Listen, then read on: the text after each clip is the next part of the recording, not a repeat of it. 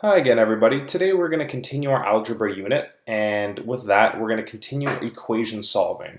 And in this time, we're going to do more two-step equations. So, two-step equations are ones that require more than one step to solve. And we did a few last lesson, but I think there's a few more practice ones that I think would be good for you guys to practice and know how to do because they're quite common on math assessments.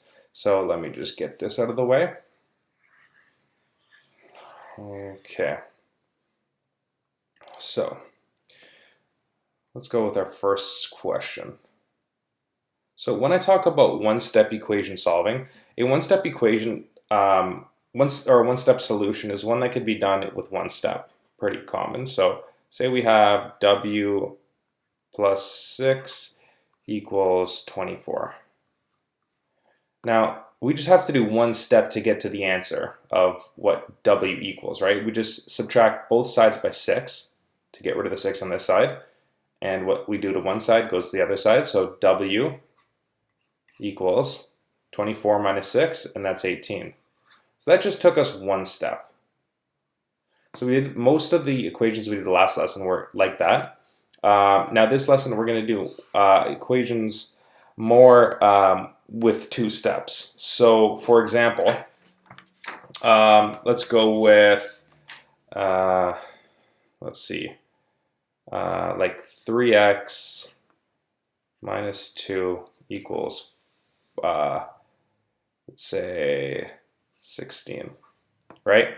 So what we first have to do is get rid of the 2 because we're trying to get x alone, so we'll do it one step at a time. So add 2 to both sides to get rid of the 2 here.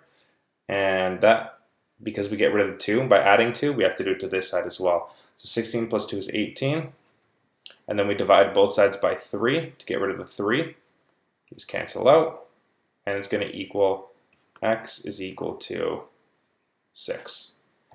And I forgot to do it with the above equation, but we always want to check, right? We want to make sure we're right and make sure we're getting the marks. So let's check the left side. So we got 3x, and x we found was 6 minus 2. So what's this going to equal? So we'll multiply it out. 3 times 6 is 18 minus 2. That's 16. And if you check, the right side is 16. So we are correct. Awesome. Okay, let's try some more. We'll do the more difficult ones. So let's do, for example, negative 5x minus 3 equals negative 13. Okay, so we do the same process, right? We just want to get x alone. And we do not want x to end up being negative. So let's get it alone. So we take, to get rid of the negative 3 here, we add 3 to this side. And what we add to this side, we have to add to the other side. So that's going to equal negative 13 plus 3. Well, that is going to be negative 10. Now we divide both sides by negative 5. And what do you know? X is equal to 2. And it's important that x, when we solve for x, it stays positive. We do not want a negative x, because then the equation would not be complete. So let's check. So the left side should equal negative 13, but let's try that. So negative 5, and we found x was 2, so let's substitute 2 in there, minus 3. Well, negative 5 times 2 is negative 10, minus 3, that equals 13, which also equals the right side, so we are correct. Good work. I hope you're understanding this right now. If not, please post any questions below and I'd be happy to help. Let's do this. And this involves the picture that I drew at the start of this video. So let's say you and 5 friends, so you and 5 friends decide to equally share a watermelon.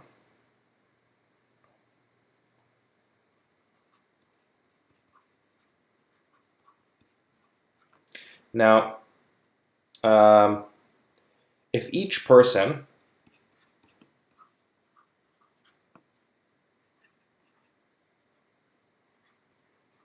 paid $9, quite an expensive watermelon, how much is the total of the watermelon? How much is the total cost? Well, so let's think about this for a second. So we have the word equally share. Well, we know that is code word for division. And what we're doing is that we're figuring out how much the watermelon costs. So basically the variable is what we're trying to find out, which is how much is the variable cost. So the watermelon cost. So we're going to let x represent cost of watermelon. Okay, so we know that there's a cost of watermelon, and then you and 5 friends. That means there's 6 people total. We're sharing it, so equally. So we're dividing that by 6. And when we do that, every person pays $9. So what we can do, this is a one-step equation, fairly easy. We want to get x alone. But x is divided by 6 here. X is a fraction. So the way we get rid of that is we multiply this side by 6. So times 6. When that happens, the 6 in the numerator and denominator cancel out. But what we do to one side, we do to the other. So we have times this by 6. So x is equal to 54. That means the watermelon is $54. And we want to always check this. So left side is equal to 54 divided by 6. And that equals 9, which equals the right side. And we are correct. Okay, try a few more. How about 4t plus 5 equals negative 11? Give you a little second to try this out. Maybe pause the video if you'd like. Okay, so let's start by getting t alone. So we first want to get the plus 5 out of the way. It's easiest. So 4t equals, we're going to minus both sides by 5 to get rid of this plus 5. So negative 11 minus 5, well, that's going to be negative 16. Then we divide both sides by 4 to get the 4 off the t. So t is going to equal negative 16 divided by 4, which is negative 4. Quick check. Left side equals to 4 times negative 4 plus 5.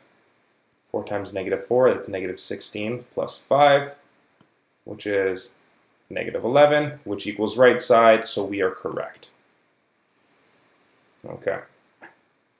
Let's try negative 75 equals negative 15 minus 5m. And if you notice that all of these values, all these terms in this equation are negative.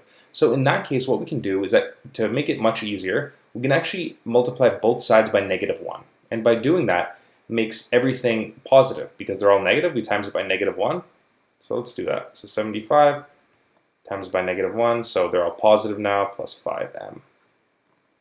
Well, that seems a bit easier. So now let's get rid of the 15. We subtract it by both sides, so that's going to equal 60 equals 5m. Divide both sides by 5. M is going to equal 12. And of course, we want to check.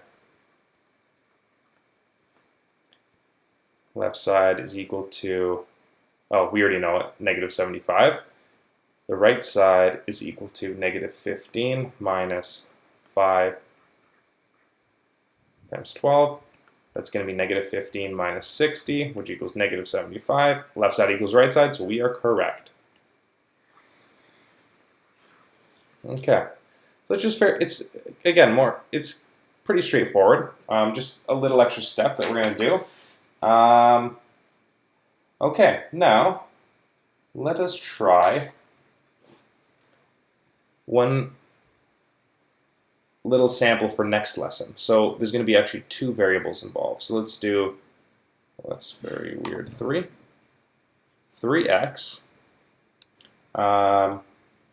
plus 12 equals 7 plus 8x.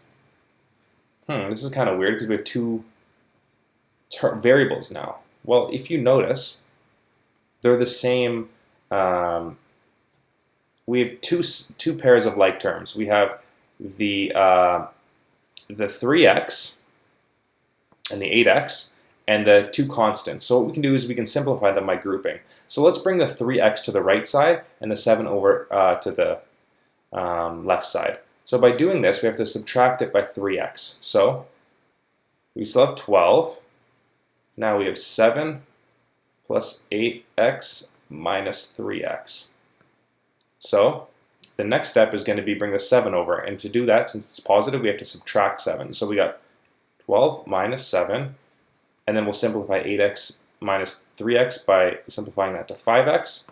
12 minus 7, well, that's 5 equals 5x. So this is going to be 1 equals x, which x equals 1. So let's check. So the left side is 3.